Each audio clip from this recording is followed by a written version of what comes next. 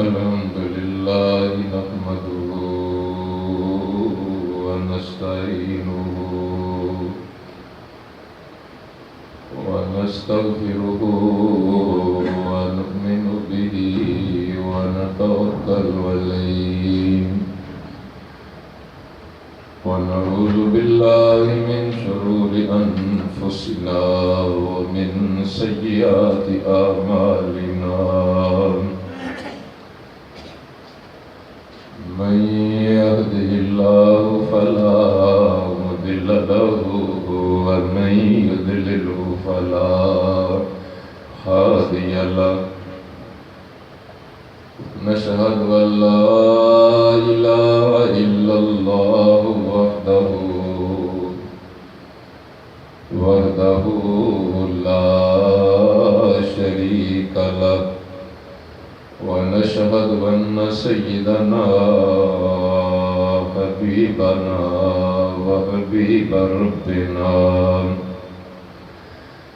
محبوبنا ومحبوب ربنا مطلوبنا ومطلوب ربنا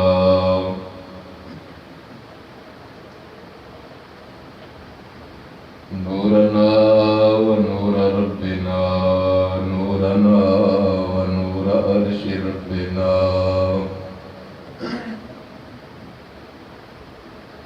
نورنا ونور فرش ربنا نورنا ونور إيماننا نورنا ونور إسلامنا رؤوفنا ورحيمنا وكريمنا وشفيعنا وطبيبنا وطبيب قلوبنا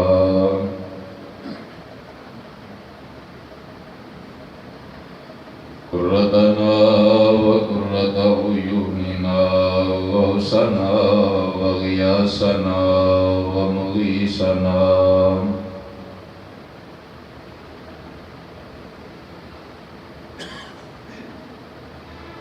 أولنا وآخرنا وظاهرنا وباطننا سيد الثقلين نبي الحرمين إمام القبلتين وسيلتنا في الدارين صاحب قاب قوسين محبوب رب المشرقين ورب المغربين جد الحسن والحسين مولانا ومولى الثقلين مولانا ومولى الثقلين سيدنا ومولانا محمدا عبده ورسوله صلى الله تعالى عليه وعلى آله وأصحابه وأزواجه وآبائه وسلم أما بعد فأعوذ بالله من الشيطان الرجيم بسم الله الرحمن الرحيم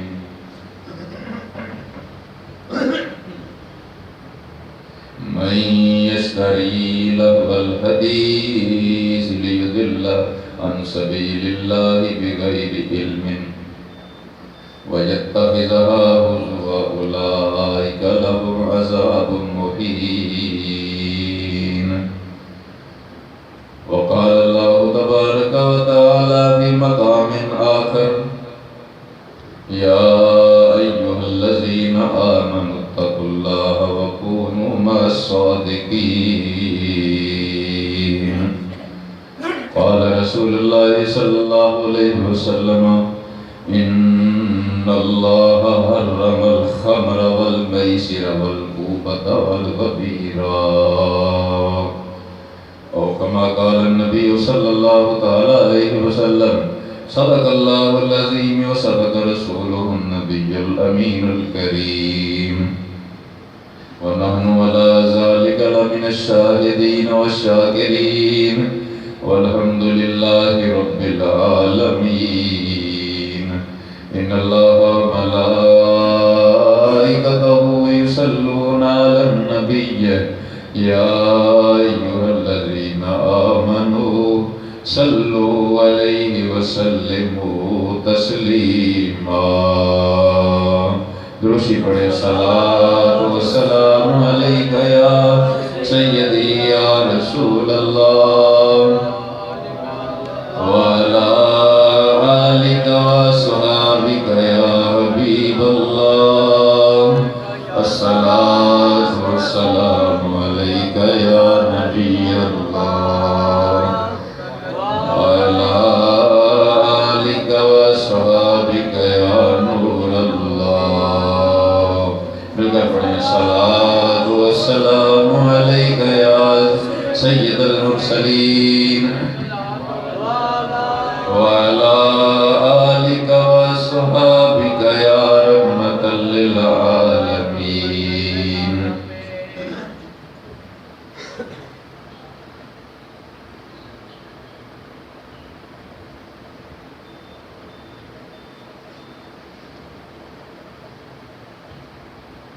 اللہ تعالیٰ جل شانہ کی حمد و ثنا، قادر مطلق، خود مختار، بے نیاز، سارے جہانوں کا خالق و مالک اللہ رب العالمین جل مجدہ الکریم، جس کی ذات، صفات اور عبادت میں کوئی اس کا شریک نہیں، اور اللہ کریم جل شانہ جسم، مکان، زمانہ اور جہت سے پاک ذات ہے. نبی پاک صاحب الاولاق، سید الانبیاء، مولا کل، دانائے سبل، ختم الرسل، احمد مختار، حبیب پروردگار، نور مجسم، شفیع معظم، رحمت کائنات، روح جان کائنات، باعث تخلیق کائنات، امام الانبیاء، محبوب خدا، میرے اور آپ سب کے آقا و مولا، شب اسرا کے دولہ، احمد مجتبیٰ حضرت محمد مصطفیٰ صلی اللہ تعالیٰ علیہ وسلم کی بارگاہ اقدس و انور میں صلاۃ و سلام کا ہدیہ نذرانہ عقیدت پیش کرنے کے بعد اللہ تعالیٰ جل شانہ کا بے حد و حساب شکر اور اس کا احسان کہ جس نے ہمیں اپنے محبوب کریم صلی اللہ تعالیٰ علیہ وسلم سرکار کے صدقہ وسیلہ جلیلہ سے مذہب حق اہل سنت و جماعت ہمیں عطا فرمایا. دعا کرتے ہیں اللہ سونا اپنے محبوب کریم صلی اللہ علیہ وسلم کے صدقہ وسیلہ جلیلہ سے اسی مذہب حق اہل سنت و جماعت پر ہمیں زندگی، اسی پر موت عطا فرمائے. احباب گرامی قدر، رجب شریف کی جو اسلامی سال کا 7واں مہینہ ہے ابتدا ہو چکی، اور آج اس کی 2 تاریخ ہے. اس ماہ معظم و محتشم میں بہت سارے اللہ کے پیاروں کا عرس ہوتا ہے. اللہ کے پیاروں کا وصال باکمال اس ماہ معظم و محتشم میں متعدد کا قطب سیرت التاریخ میں مرقوم ہے. بالخصوص حضرت سیدنا خواجہ معین الدین چشتی اجمیری رضی اللہ تعالیٰ عنہ کا عرس مبارک جو ہے 6 تاریخ کو ہوتا ہے. ام المومنین حضرت سیدہ حفصہ رضی اللہ تعالیٰ عنہ، ام المومنین حضرت سیدہ میمونہ رضی اللہ تعالیٰ عنہ، ان دونوں کا وصال بھی اسی ماہ معظم و محتشم میں ہوا۔ اور بڑے بڑے چوٹی کے اولیاء کرام محدثین، حضرت امام مسلم سے جنہوں نے صحیح مسلم شریف لکھی ہے، حضرت امام غزالی رحمہ اللہ، ہاں جی، اور بہت سارے چوٹی کے جو اولیاء، امام جعفر صادق رضی اللہ تعالیٰ عنہ، ان کا وصال باکمال۔ حضرت سیدنا محدث اعظم پاکستان، آفتاب علم و حکمت، منبع رشد و ہدایت، علامہ ابو الفضل محمد سردار احمد صاحب لائل پوری رضی اللہ تعالیٰ عنہ، ان کا وصال باکمال بھی اسی ماہ معظم و محتشم میں ہوتا ہے۔ اور بالخصوص اس ماہ معظم و محتشم کی 27ویں رات کو اللہ تعالیٰ نے اپنے محبوب کریم علیہ السلام کو عظیم الشان معجزہ معراج عطا فرمایا۔ بہرحال حضرات گرامی قدر، چونکہ اس ماہ معظم و محتشم کی ابتدا میں 6 تاریخ کو خواجہ خواجگان، نائب رسول، عطائے رسول فی الہند، امام الاولیاء، سند الاصفیاء، حضور سیدنا خواجہ معین الدین چشتی اجمیری سنجری رضی اللہ تعالیٰ عنہ کا عرس پاک ہوتا ہے۔ میں نے مناسب سمجھا کہ آج ان کی مناسبت سے اختصار سے چند جملوں میں ان کی بارگاہ میں خراج عقیدت پیش کریں کہ سیدنا خواجہ معین الدین چشتی اجمیری رضی اللہ تعالیٰ عنہ اپنے زمانے میں چوٹی کے اللہ کے ولی تھے۔ 537 ہجری میں آپ کی ولادت ہوئی۔ سرکار سیدنا خواجہ معین الدین چشتی اجمیری رضی اللہ تعالیٰ عنہ والدہ کی طرف سے حسنی اور والد کی طرف سے حسینی سید ہیں، اور غوث پاک رضی اللہ تعالیٰ عنہ سے بڑا ان کا قریب کا رشتہ ہے کہ حضرت سیدنا غوث اعظم رضی اللہ تعالیٰ عنہ اور حضرت خواجہ معین الدین چشتی اجمیری کی جو والدہ ہیں وہ غوث پاک کی چچا زاد بہن ہیں۔ حضرت خواجہ خواجگان خواجہ معین الدین چشتی اجمیری رضی اللہ تعالیٰ عنہ نے بچپن میں ہی اپنے مطلب جو ہے نا دینی علوم و فنون کی طرف رغبت فرمائی۔ ابتدا میں آپ کے 14 سال کی غالباً آپ کی عمر تھی کہ آپ کے والد گرامی کا انتقال ہو گیا، اور اس وقت انہوں نے اپنی وراثت مختصر سی جو چھوڑی تھی، ان میں ایک باغ تھا۔ سیدنا خواجہ معین الدین چشتی اجمیری رضی اللہ تعالیٰ عنہ دین کی طرف راغب ہوئے اور علوم دینیہ کو پڑھا، یعنی درسیات جس کو ہم کہتے ہیں، دین کے علم کے حوالے سے جو کتابیں ہوتی ہیں ان کو پڑھا باضابطہ۔ 25 سال کی عمر میں حضرت سیدنا خواجہ معین الدین چشتی اجمیری رضی اللہ تعالیٰ عنہ 24 یا 25 سال کی عمر میں فارغ ہوئے۔ اس کے بعد شیخ کامل کی تلاش کے لیے حضرت گھر سے نکلے، اور حضرت خواجہ خواجگان خواجہ معین الدین چشتی اجمیری رضی اللہ تعالیٰ عنہ سرکار نے کس ہستی کی بیعت کی ہے جن کا نام حضرت خواجہ عثمان ہارونی رضی اللہ تعالیٰ عنہ۔ یہ ہارون آباد جو ہے نیشا پور کے نواح میں ایک گاؤں تھا، یعنی بغداد کے علاقوں میں، انہی علاقوں میں نیشا پور ایک جگہ ہے، اس کے نواح میں ایک گاؤں تھا ہارون آباد، وہاں کے حضرت رہنے والے تھے حضرت خواجہ عثمان ہارونی رضی اللہ تعالیٰ عنہ۔ وہاں حضرت خواجہ عثمان ہارونی رضی اللہ تعالیٰ عنہ کا پتہ چلا کہ آپ بغداد میں جلوہ فرما ہیں، حضرت کی خدمت میں حاضر ہوئے، اور مختصر سے وطن میں حضرت خواجہ عثمان ہارونی رضی اللہ تعالیٰ عنہ نے آپ کو منازل سلوک طے فرما دی، اور آپ کو اپنی نیابت اور خلافت عطا فرمائی۔ اور پھر حضرت کی میت میں ہی خواجہ خواجگان خواجہ معین الدین چشتی اجمیری نے مکہ شریف حاضری دی، پھر مدینہ منورہ میں حاضری دیتے ہی وہیں پر عبادت و ریاضت میں ماہر ہوئے، حتیٰ کہ ایک رات خواب میں رب کے حبیب کا دیدار ہو گیا۔ رسول اکرم نور مجسم صلی اللہ تعالیٰ علیہ وسلم سرکار نے فرمایا، معین الدین اب تم ہندوستان چلے جاؤ اور وہاں جا کر اللہ کے دین کا پیغام جو ہے لوگوں تک پہنچاؤ، لوگوں کو اسلام کی دعوت دو۔ نبی کریم علیہ السلام کا حکم ہوتے ہوئے، رسول کریم علیہ السلام کے حکم ملتے ہی حضرت خواجہ خواجگان خواجہ معین الدین چشتی اجمیری رضی اللہ تعالیٰ عنہ ہندوستان کی طرف آج میں سفر ہوئے، بغداد عراق سے ہوتے ہوئے لاہور پہنچے۔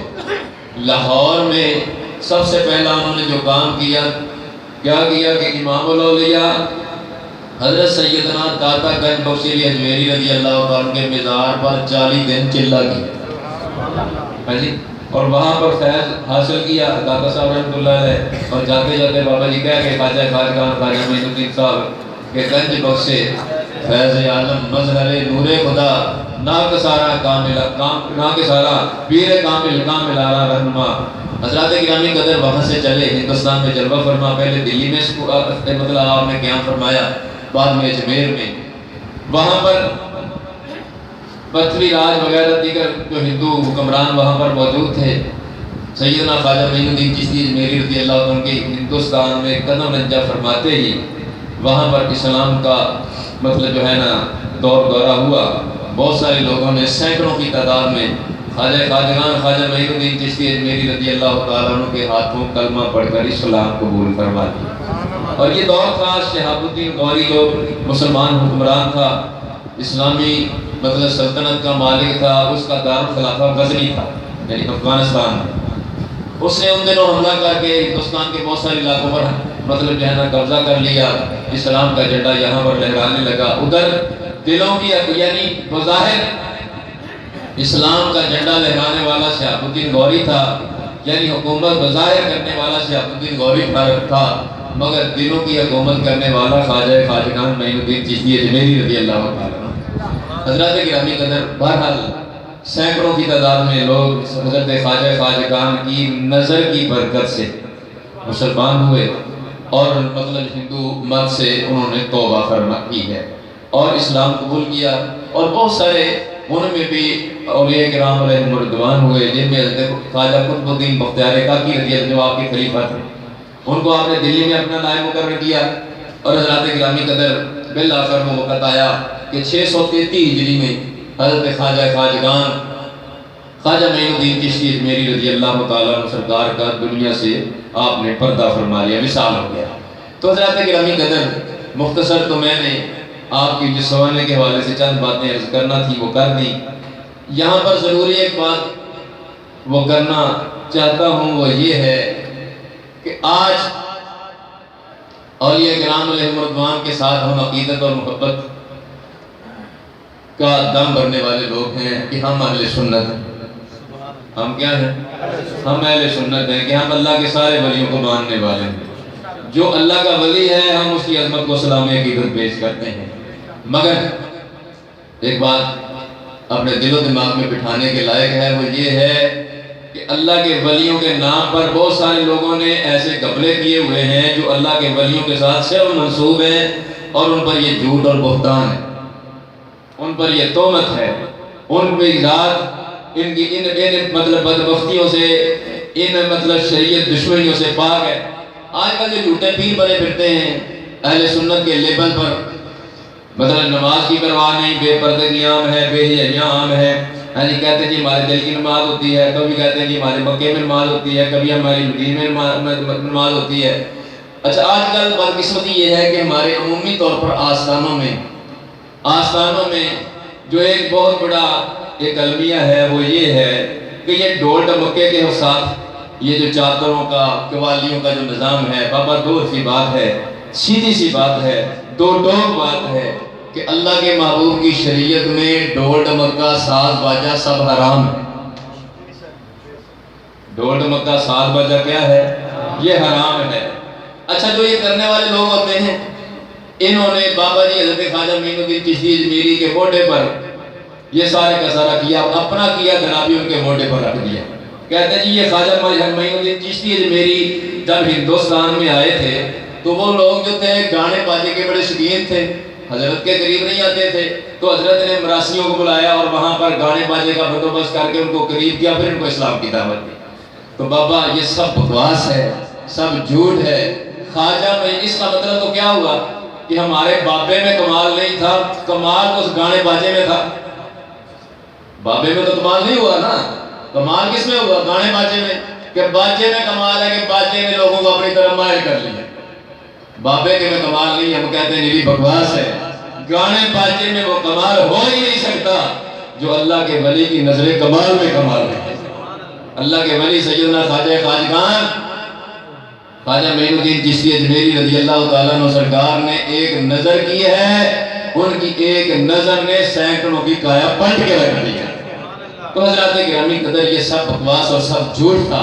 اور آئیے ذرا غور کیجئے، ایک قرآن مجید کی آیت، ایک حدیث پہ ایک آدھ حدیث سن لیں، پھر میں آپ کے سامنے ان چشتی سلسلے کے بزرگوں کے اقوال رکھتا ہوں، ان کی کتابیں رکھتا ہوں، اللہ کے ولیوں کی کتابیں رکھتا ہوں کہ سنو اللہ کے ولی جو ہے، اللہ کے ولی اس ڈول ڈمکے کی بدعت سے، اللہ کے ولی اس شریعت دشمنی سے بالکل پاک ہیں۔ اللہ کا ولی ڈول ڈمکا کرانے نہیں آتا، اللہ کا ولی اللہ اور اس کے رسول کا قرب دلانے آتا ہے۔ حضرت آج یہ قرآن مجید کی جو آیت کریمہ میں نے تلاوت کرنے کا شرف حاصل کیا ہے، اللہ فرماتا ہے مَن يَشْتَرِي لَهْوَ الْحَدِيثِ لِيُضِلَّ عَن سَبِيلِ اللَّهِ بِغَيْرِ عِلْمٍ وَيَتَّخِذَهَا هُزُوًا أُولَٰئِكَ لَهُمْ عَذَابٌ مُّهِينٌ۔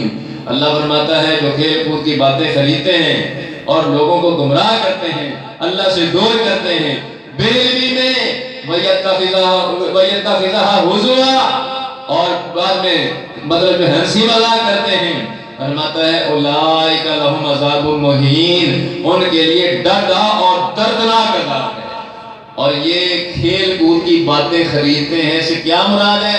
حضرت عبداللہ ابن عباس، حضرت عبداللہ ابن مسعود، حضرت سیدنا جابر بن عبداللہ، یہ جلیل القدر صحابہ، حضرت اکرمہ جلیل القدر جو تابعین ہیں، حضرت مجاہد، حضرت ضحاک اور بے شمار اولیاء کرام علیہ مردوان جو ہیں، وہ فرماتے ہیں اس کھیل کود کے تماشے کو خریدنے سے مراد گانا باجا ہے، کہ اللہ نے فرمایا یہ جو گانا باجا ہے یہ حرام ہے، یہ زنا کا منتر ہے۔ آئیے رب کے حبیب کی بارگاہ میں اللہ کے حبیب نے ارشاد فرمایا، سنو نبی اکرم صلی اللہ علیہ وسلم نے ارشاد فرمایا ہے، یہ بخاری شریف میرے سامنے موجود ہے، جلد 2 کا 837 صفحہ ہے۔ رب کے حبیب نے فرمایا، نبی پاک صلی اللہ علیہ وسلم نے فرمایا، لوگوں میری امت پر ایک وقت ایسا آئے گا، قیامت کے قرب میں ایسا زمانہ آ جائے گا، فرمایا میرے امتی کہلوانے والے شرابوں کو حلال ٹھہرا لیں گے اور باجوں کو بھی حلال ٹھہرا لیں گے۔ نبی پاک فرماتے ہیں، فرمایا پھر کیا ہوگا؟ رب کے حبیب نے فرمایا پھر ایک وقت ایسا آئے گا، نبی پاک فرماتے ہیں اللہ تعالیٰ ان کو سوروں اور بندروں کی شکل میں مسخ فرمائے۔ دوسری حدیث پاک سنیے، ابن ماجہ شریف سامنے موجود ہے، نبی اکرم صلی اللہ علیہ وسلم نے ارشاد فرمایا، آخری زمانے میں کچھ لوگ ہوں گے جو شرابوں کو پئیں گے، امتی میرا کہلانے والے ہوں گے، شرابوں کو پئیں گے، نام بدل دیں گے، باجوں کو گانوں کو کہ دل دادا ہوں گے، نام بدل دیں گے۔ حضرات گرامی قدر رب کے حبیب نے فرمایا اللہ پاک جل شانہ کی ذات کی طرف سے من پر یہ لعنت طاری ہوگی، من پر یہ نحوست طاری ہوگی۔ رب کے حبیب نے فرمایا کہ ایک رات ویسی گانے باجے میں مبتلا ہوں گے کہ جب صبح ہوگی تو بندروں اور سوروں کی شکل میں ان کو مسخ کر دیا جائے گا۔ تیسری حدیث پاک سنیے، حضرات وقت کی قلت ہے، سنیے نبی کریم صلی اللہ علیہ وسلم نے ارشاد فرمایا، اللہ اکبر، سنو رب کے حبیب کریم علیہ السلام نے سرکار فرماتے ہیں، رب کے حبیب کریم صلی اللہ علیہ وسلم نے فرمایا، اللہ کے حبیب کریم علیہ السلام نے فرمایا، یہ میرے سامنے کفر ریا امام ابن حجر مکی کی کتاب ہے، حدیث کی بے شمار کتابوں میں حدیث کا جملہ موجود ہے، جو آپ ایمان پڑھ کر دیکھ لو، 1.5 کتابوں میں جملہ موجود ہے، سیوطی صاحب نے نقل کیا ہے، ابن جریر نے نقل کیا ہے، بڑے بڑے محدثین نے نقل کیا ہے، رب کے حبیب نے فرمایا ان اللہ حرم، حضرت عبداللہ ابن عباس راوی، مولا علی راوی، حضرت ابو ہریرہ راوی، نبی پاک نے فرمایا، جملہ ذرا دھیان سے سن لینا، رب کے حبیب نے فرمایا ان اللہ حرم الخمر والمیسر والکوبۃ والغبیر، اور کما قال نبی صلی اللہ علیہ وسلم، اللہ نے شراب کو بھی حرام کیا ہے، اللہ نے جوے کو بھی حرام کیا ہے، اللہ نے ڈول ڈمکے کو بھی حرام کیا ہے، اللہ نے طبلے باجے کو بھی حرام کیا ہے۔ حضرات گرامی قدر یہ صاف حدیث ہے، وقت کی قلت ہے، ورنہ حضرات اس موضوع پر تقریباً 40 کے قریب حدیثیں موجود ہیں۔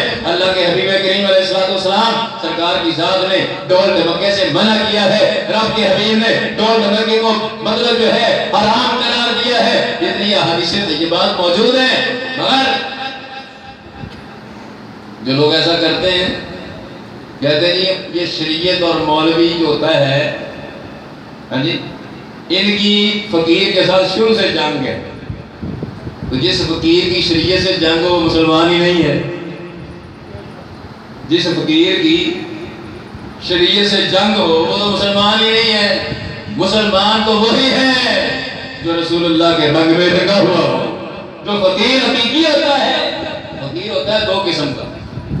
ہمارے حضرت صاحب کہتے تھے فقیر ہوتا ہے دو قسم کا. ایک فقیر ہوتا ہے مولا والا، رب والا، رب جل شان ہو کے محبت میں اپنے آپ کو فنا کرنے والا، رسول اللہ صلی اللہ علیہ وسلم کے رنگ میں رنگا جانے والا. اور ایک فقیر ہوتا ہے فے فل سے کاف کل سے یہ یرکنا نہیں رہے رج کے تھا. اور ایسے فقیروں کے ہم قائل نہیں ہیں. دو حرفی بات ہے، ہم اسی فقیر کو مانتے ہیں، ہم اسی اللہ والے کو مانتے ہیں جو رسول اللہ صلی اللہ علیہ وسلم کی شریعت کا چوکیدار ہے. سنو، آپ کے حبیب کریم علیہ السلام نے جب ڈھول ڈمکے کو حرام قرار دیا ہے تو حضرات سنیے، دف کے نام سے لفظ اس کا دف ہے. ہمارے ماحول میں اس کو دف پڑھتے ہیں، عربی میں دف بولتے ہیں اس کو. حضرات گرامی قدر یہ دف ہے. حدیث میں آیا ہے نبی پاک صلی اللہ علیہ وسلم کی موجودگی نے بچیوں کے سامنے بچیوں نے بجائی، اشعار پڑھے، مگر فقہا نے لکھا کہ رب کے حبیب کریم علیہ السلام نے اس کی مطلق اجازت نہیں دی ہے. یہ فتاوی رضویہ ہے. سنو، جلد نمبر 21 ہے، میرے سامنے اس وقت موجود ہے، سرا 642 ہے. اس میں صاف لکھا ہوا ہے کہ اعلیٰ حضرت امام احمد رضا نے دیگر فقہا کا خلاصہ بیان کیا ہے کہ یہ دف جو ہے اس کی بھی مطلقاً اجازت نہیں ہے. وہ کب اجازت ہے؟ کس کو اجازت ہے کہ شادی وغیرہ کے موقع پر اعلان مقصود ہو تو یا نابالغ بچیاں یا لونڈیاں بے حیثیت، اس کے علاوہ مردوں کو اجازت نہیں ہے. ذی عزت عورتوں کو اجازت نہیں ہے. سنو، آؤ میں تمہیں رب کے حبیب کی بارگاہ میں لے چلوں. رب کے حبیب کریم علیہ السلام سرکار کی ذات والا صفات کیا فرماتے ہیں؟ یہ میرے سامنے کنز العمال موجود ہے، جلد نمبر 15 ہے. سنو، رب کے حبیب کریم علیہ السلام نے مولا علی شیر خدا راوی نبی پاک نے فرمایا علیہ السلام نے دف بجانے سے منع کیا ہے. کس کو؟ مردوں کو، ذی عزت عورتوں کو. آؤ ایک اور حدیث پاک سن لو. نبی اکرم صلی اللہ علیہ وسلم رب کے حبیب کریم علیہ السلام کی بارگاہ ہے. ایک صحابی ہے عمر بن قرہ ان کا نام ہے، نبی پاک کی بارگاہ میں حاضر. صفوان بن امیہ صحابی راوی ہے. یہ میرے سامنے کف الریا موجود ہے، طبرانی کبیر میں حدیث موجود ہے، بہت ساری کتابوں میں موجود ہے. ابن حجر مکی نے اس کو نقل کیا. وہ حاضر بارگاہ ہو گئے، عرض کیا یا رسول اللہ صلی اللہ علیہ وسلم، حضور مجھے دف بجانے کے علاوہ کوئی کام نہیں آتا. یہ دف جو ہے اس کو بجانے کے علاوہ مجھے کوئی کام نہیں آتا.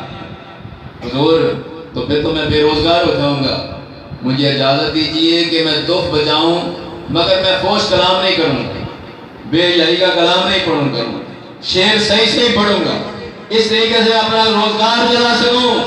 سنو، رب کے حبیب نے فرمایا میں تمہیں ایسے ذلیل کام کی اجازت نہیں دوں گا. تم جھوٹ بولتے ہو، تم اللہ تعالیٰ جل شانہ کا پاک حلال رزق کمانے پر قادر ہو. حضرات گرامی قدر، یہ جملہ دھیان سے سننے کے لائق ہے. سنو، نبی پاک کو کیا فرماتے ہیں اور تم اپنے ڈھول ڈمکے کو کہاں مطلب منڈ رہے ہو. رسول اللہ صلی اللہ علیہ وسلم سرکار کی ذات کہاں کی بات کہاں فرماتے ہیں اور تم نے کہاں سے اٹھا کر کہاں چڑھ دی ہے. سنو، رب کے حبیب کریم کے صحابہ نے کیا سمجھا.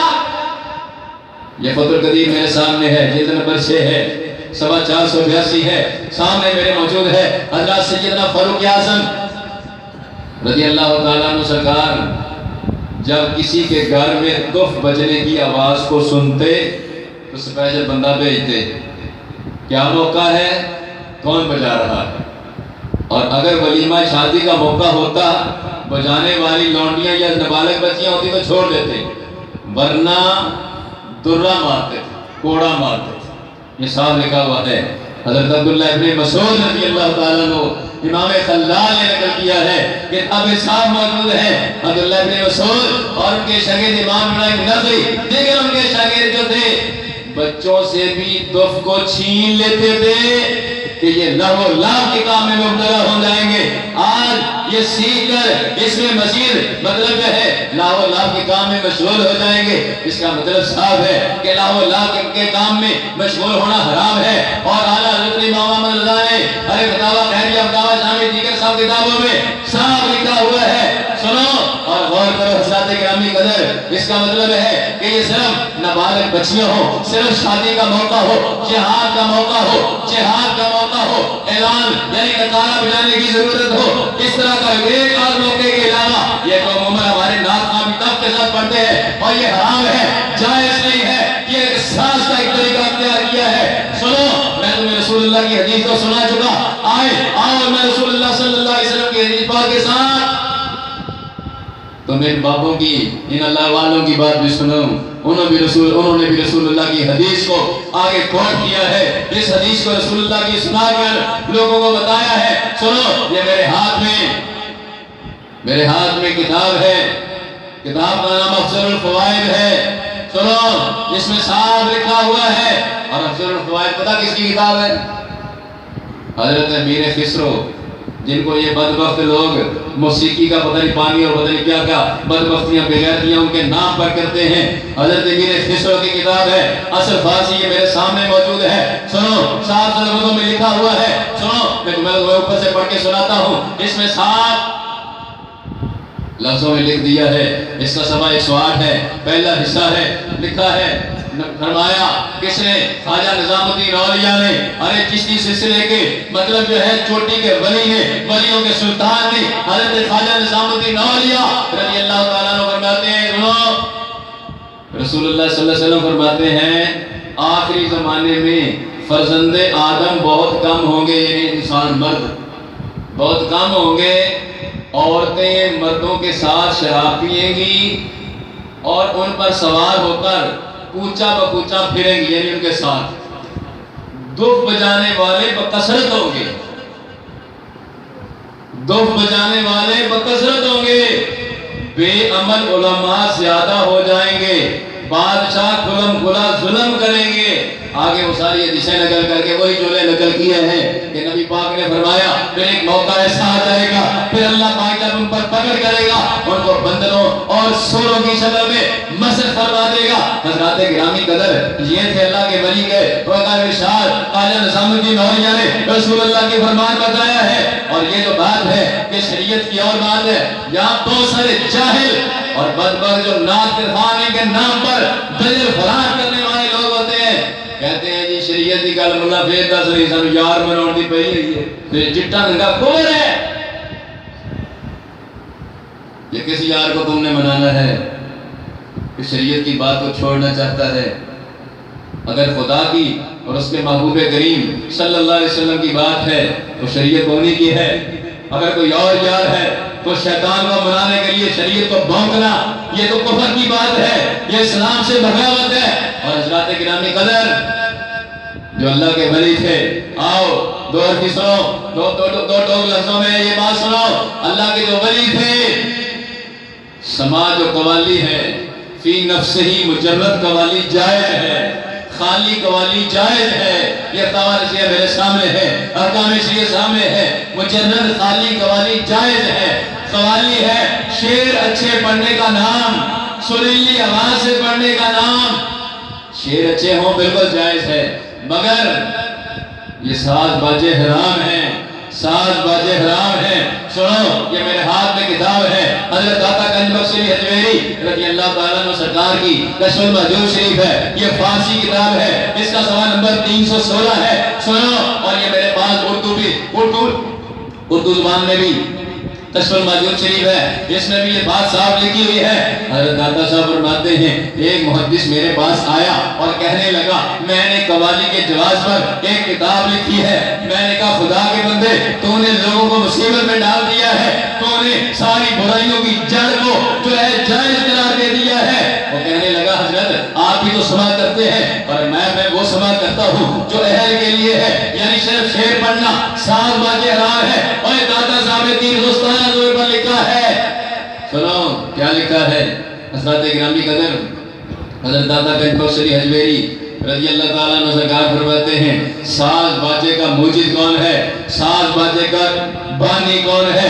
داتا صاحب نے 317 صفحے پر فارسی میں لکھا ہے، سنو اس میں لکھا ہے کہ سب سے پہلا ساز باجہ ایجاد کرنے والا شیطان تھا کہ داؤد علیہ السلام کو اللہ نے سریلی زبان عطا فرمائی تھی، ان کی برکتوں سے جانور تک وزن میں آ جاتے تھے، کیفیت البرداری ہو جاتی تھی۔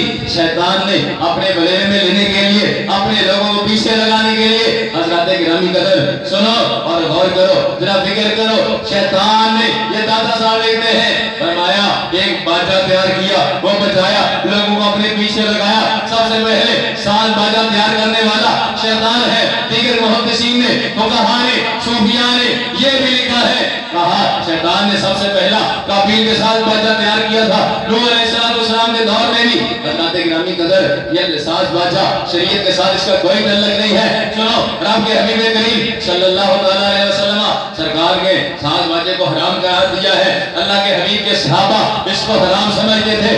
آؤ نبی پاک صلی اللہ علیہ وسلم سرکار کی کتنی حدیثیں ہیں یہ میرے پاس سن لو، میرے سامنے کتابیں موجود ہیں، وقت کی قلت ہے، صوفیہ کے اقوال انشاءاللہ آئندہ جمعہ میں پیش کروں گا، کیونکہ وقت کی قلت ہے۔ صرف ایک تو حدیثیں سن لو، یہ کنز المال میرے سامنے ہے، جلد نمبر 11 ہے، صفحہ نمبر 200 ہے۔ رب کے حبیب نے فرمایا ہے، نبی پاک صلی اللہ علیہ وسلم نے فرمایا اللہ تعالیٰ نے مجھے رحمت بنا کر بھیجا ہے اور مجھے حکم دیا ہے کہ میں ساز باجوں کو توڑ دوں۔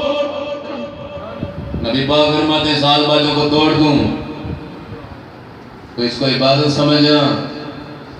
خدا کے بندوں کا بات کہاں کی کہاں ہے، خدا کا خوف کرو۔ رسول اللہ صلی اللہ علیہ وسلم فرماتے ہیں، یہ کنز المال کی جلد نمبر 15 ہے، نبی پاک صلی اللہ علیہ وسلم سرکار فرماتے ہیں رب کے حبیب کریم علیہ السلام نے فرمایا اللہ نے مجھے رحمت بنا کر بھیجا ہے، سارے جہانوں کے لیے ہدایت بنا کر بھیجا ہے، اور اللہ پاک نے مجھے بھیجا ہی اس لیے ہے کہ میں سازوں باجوں کو توڑ دوں۔ حضرات جس کو مزمل رب کے حبیب فرماتے ہیں، جس کی مزمل رب کے حبیب نے فرمایا، سنو فرمائی ہے، سنو سیدنا ابو ہریرہ راوی، مولا علی راوی، عبداللہ ابن عباس راوی، نبی پاک صلی اللہ علیہ وسلم نے ارشاد فرمایا، فرمایا میری امت پر قیامت اسی وقت آئے گی جب یہ ساری نشوش نشانیاں 15 باتیں ان میں رونمانہ ہو جائیں۔ نبی پاک صلی اللہ علیہ وسلم نے فرمایا لوگ امانت کی پرواہ نہ کریں، علم دین حاصل کریں دنیا کو راضی کرنے کے لیے، چودھریوں کو راضی کرنے کے لیے، سنو مسجدوں میں شور و غل کریں، یعنی اپنی بغیرتیاں مسجدوں میں چلانا چاہے، اللہ کے دین کی بجائے، رسول اللہ کے دین کی بجائے اپنی بغیرتیوں کو مسجدوں میں چلانا چاہے، شور و غل کرنا چاہے، شور و غل مسجدوں میں کریں۔ نبی پاک فرماتے ہیں صلی اللہ علیہ وسلم، رب کے حبیب نے فرمایا زمانے کا ذلیل ترین قوم کا سردار بن جائے، زمانے کا کمینہ ترین قوم کا سردار بن جائے، اور ان میں ایک بات یہ بھی ہے، رب کے حبیب صلی اللہ علیہ وسلم نے فرمایا لوگ گانوں باجوں کو حلال ٹھہرا لیں گے، گانے باجے کثرت سے ہو جائیں گے۔ حضرات گرامی قدر سنیے، رب کے حبیب نے فرمایا ہے، یہ تفسیرات احمدیہ میرے سامنے موجود ہے، بیکی میں موقوفاً موجود ہے، نبی پاک صلی اللہ علیہ وسلم نے فرمایا ہے، اللہ کے حبیب نے فرمایا اتقنا حرامن واتلسس بہا کفرن وانجلوس علیہ فیصل۔ رب کے حبیب کریم صلی اللہ علیہ وسلم نے ارشاد فرمایا، سنو رب کے حبیب صلی اللہ علیہ وسلم سرکار نے فرمایا اوہ گانا حرام ہے، گانا حرام ہے، گانا حرام ہے، اس کی بے لذت لینا فرمایا کفر ہے، اس کی مجلس میں بیٹھنا گناہ کا کام ہے۔ نبی پاک صلی اللہ علیہ وسلم کی حدیث پاک اور سن لو، رب کے حبیب کریم صلی اللہ علیہ وسلم فرماتے ہیں جو دنیا میں کسی مطلب جو ہے گانا گانے والی عورت سے گانا سنتا ہے، اس کی آواز اس کے کان میں فرمایا لذت کے ساتھ وہ سنتا ہے، پہنچتی ہے، فرمایا قیامت کا دن ہو گیا۔ حضور فرماتے ہیں اس کے کانوں میں پگھلا ہوا سیسا ڈالا جائے گا۔ جو دنیا میں نبی پاک فرماتے ہیں جو دنیا میں خوش ہو کر گانے سنتا ہے، فرمایا وہ جہنم میں روتا ہوا جائے گا۔ حضرات گرامی قدر، یہ ساز بازیں جو ہے کیسی حرام چیز ہے، اللہ کے رسول کو کیسی مبغوض ہے، رب کے رسول کو کیسی ناپسند ہے، یہ ابو داؤد شریف سامنے موجود ہے۔ سنو، نبی اکرم صلی اللہ تعالیٰ علیہ وسلم کہ جلیل القدر سے ابھی حضرت عبداللہ ابن عمر جا رہے تھے، مشکوٰۃ شریف میں موجود ہے، جا رہے تھے، اچانک بانسری کی آواز آئی، بانسری کی آواز آئی۔ عبداللہ ابن عمر نے اپنے مبارک کانوں میں اپنی انگلیاں لے لی، اسی طرح چلتے رہے، بعد میں واپس ہو گئے، اس رستے سے واپس ہو گئے۔ کچھ دیر بعد اپنے شاگرد سے پوچھا بھی اب تو نہیں آواز آ رہی؟ کہا جی ابھی آ رہی ہے۔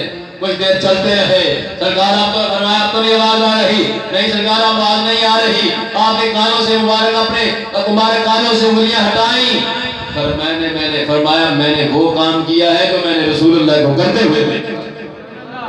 حضرات گرامی قدر، یہ ساز بازے جو ہے جن کو اللہ کے حبیب صلی اللہ علیہ وسلم سرکار کی ذات نے کیسا منع کیا ہے، سنو نبی پاک فرماتے ہیں، یہ وہ نبی پاک صلی اللہ علیہ وسلم سرکار فرماتے ہیں، سنن کبریٰ امام بیہقی کی کتاب ہے، صاحب روایت موجود ہے، شعب الایمان امام بیہقی کی کتاب ہے، طبرانی کبیر ہے، حضرات بے شمار کتابوں میں حدیثیں موجود ہیں۔ اللہ کے حبیب کریم علیہ السلام نے فرمایا اللہ نے مجھے حکم دیا ہے، اللہ نے مجھے حکم دیا ہے، اللہ نے مجھے حکم دیا ہے کہ میں ساز بازوں کو مٹا دوں۔ اللہ عبداللہ ابن عباس سے مروی ہے، فرمایا الکوبۃ حرام، فرمایا کہ جو ڈھول ڈمکا ہے یہ حرام ہے، طبلہ باجا ہے حرام ہے، گانا باجا ہے حرام ہے۔ یہ رب کے حبیب کریم علیہ السلام سرکار کے حضرات فیصلے ہیں، اس لیے فیصلوں کے باوجود ویسے تو میں نے بتا دیا، صرف چند حدیثیں میں نے آپ کو سنائی ہیں، 40 کے قریب حدیثیں موجود ہیں۔ اللہ کے حبیب کریم علیہ السلام نے اس گانے باجے سے منع کیا ہے۔ جب گانے باجے سے منع کیا ہے تو قوالیاں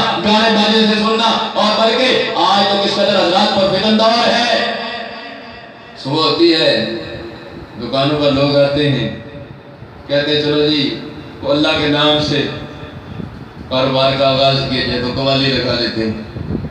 یعنی لوگ حرام کو بھی حرام نہیں، حرام کو بھی حلال ہی نہیں، ثواب سمجھ کے کرتے ہیں، تو کس قدر ظلم کی بات ہے۔ اور آج کل کے جو قوال ہے، انشاءاللہ ساری تفصیل بات آئندہ جمعہ کروں گا کہ آج کل کے جو قوال ہے کیسے کیسے کفریات اپنی مطلب قوالیوں میں بکتے ہیں۔ تو حضرات گرامی قدر، قوالی مجرد خالی قوالی جائز ہے، شعر اچھے ہو، کلام اچھا ہو، اللہ والوں کا ہو تو بالکل جائز ہے، مگر یہ ساز باجا حرام ہے۔ اللہ کے حبیب کا فیصلہ ہے، قرآن کا فیصلہ ہے، اللہ کے پیاروں کا فیصلہ ہے، اللہ کے ولیوں کا فیصلہ ہے، اہل سنت کا یہی مذہب ہے۔ دعا کرتے ہیں اللہ سونا اپنے حبیب سونے کریم علیہ السلام کے صدقہ وسیلہ جلیلہ سے اسی مذہب حق اہل سنت و جماعت پر ہمیں زندگی اسی پر موت عطا فرمائے۔ وآخر دعوانا الحمدللہ رب العالمین۔